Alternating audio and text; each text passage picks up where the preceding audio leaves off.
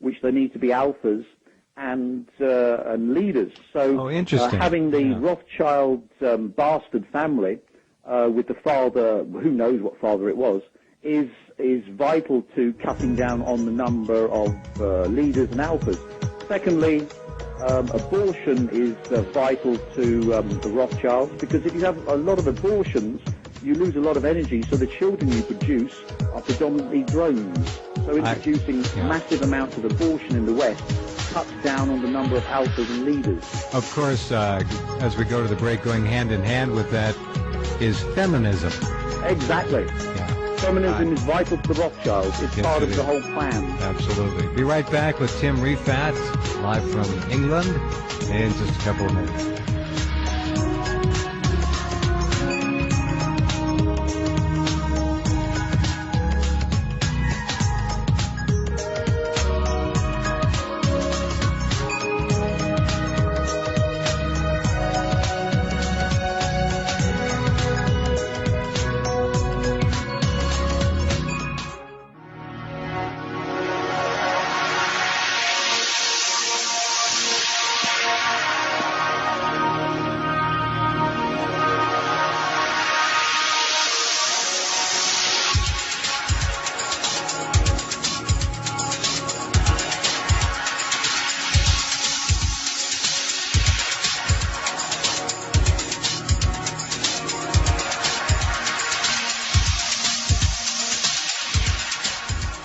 Okay, welcome back. We're with Tim Refat, live from England, drawing some very interesting historical parallels. And let's not forget for a moment the RIIA, of course, which came into its own in the 40s, the Royal Institute of International Affairs, probably the world's premier, or one of the premier, mass mind control social engineering. You know, it's a business. It's a firm, I guess we could call it that. Anyway, good points, Tim. Carry on. Now, the Egyptians developed the technology to turn the alphas and the leaders into drones, and all the pack, which was the Egyptian people, were controlled by a god, a pharaoh, who, strangely enough, Tex Mars has on his wonderful website, The Power of Prophecy, has striking, if not identical, similarities to Barack Hussein Obama. Now, this seems rather strange, but if the Egyptians developed the technology to subvert the 15%, because remember the 85% are just robots, they will do what they're told. So that's why it's useless to try and convince the drones to do anything. You have to use the pack mentality to command them. Now, if we think of the Egyptians, they had slaves, which will be the Westerners in the so-called workhouses, work camps, because they'll be too poor to feed themselves. And we've got an elite who are worshipped as gods, the Mariah Winds, the Illuminati, the Eye in the Pyramid. So what we need is a way of tapping the group mind's history, awareness of a pharaoh, bringing it to the modern day. So, of course, we need to have a modern-day pharaoh in control of the so-called only superpower, and we need to have him elected with messianic, godlike fervor from the drones, so-called obots. So now we see why they're obots, because the drones are commanded to worship their god, who is Obama. And this has been carefully planned, because first of all, we have the evil man, the personification of torture evil, George W. Bush, and then we have this godlike pharaoh figure who comes in and he's going to save the world, and he's just such a wonderful, wonderful person. And of course, his bloodlines go back to the pharaohs, strangely enough. He also has bloodlines to white people. He also has bloodlines to the Ashkenazi, because otherwise the Ashkenazi Rothschilds could not use him as a stepping stone to taking over the group mind of humans. And one must look at why is blood, why is race so important to mass mind control. Well, this goes back to something called the 100th monkey, where you've got these Japanese monkeys on islands that wash rice. Well, one of them washes rice from the sand that's in it by chucking it in the sea, and the rice floats to the surface. And when 100 of them do it, every single member of that species, no matter how far separated, all immediately do the same thing.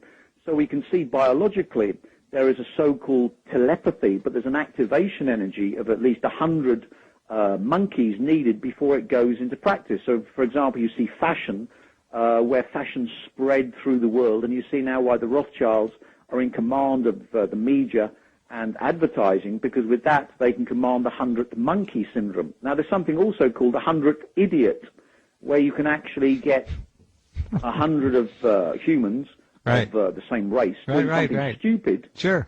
And then, of course, it propagates through the population. Yeah. So, for example, you can have unwed mothers. You can have mass abortion instead of using condoms. You can have obeying the authorities mindlessly. You can have giving billions of pounds of money to fantastically rich bankers who make mistakes because you're told so. And as long as 100 idiots do it, it spreads through the population. So you can see that the 100th idiot is the mechanism by which the Rothschilds command the West. But if they want to unite the planet, then they need to bring the archetype of the Pharaoh, this man who is worshipped as a god and turns the alphas and leaders into drones. They need to bring that archetype and re-embody it in the present. You know, Tim, Barack Obama is that man. Right. And his bloodlines have to contain white. They have to contain black and the Muslims, because remember they want to rule all that. But they also have to contain Ashkenazi, because when he is terminated by whatever means, then of course the Rothschilds can then take over that mantle, and he is used as a stepping stone to the New World Order. Why does this happen? Well, because in humans, the human has three layers of a brain. It has a reptilian brain, which is the brain stem. Around that's the limbic system, which controls all the emotions, and around that's the cortex, which does the higher consciousness in non-Westerners, and of course in Westerners just runs 100th idiot programs, which are called memes.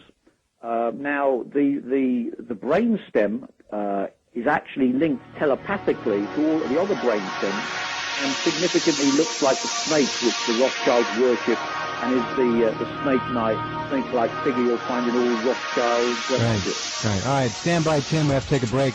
Extraordinary insights, remarkable connections. I was going to say that if you look at Obama's face and look at many of the ancient carvings, beautiful sculptures of pharaohs and things, you can easily see his face there, in Pharaoh's garb, in Pharaoh's surroundings, easily. His African heritage obviously has Arabic blood in it, not strictly sub-Saharan Negroid blood. There's a lot going on here. Nothing by chance, nothing by accident. Extremely well contrived. Wouldn't surprise me in the least if this whole thing began even before he was born.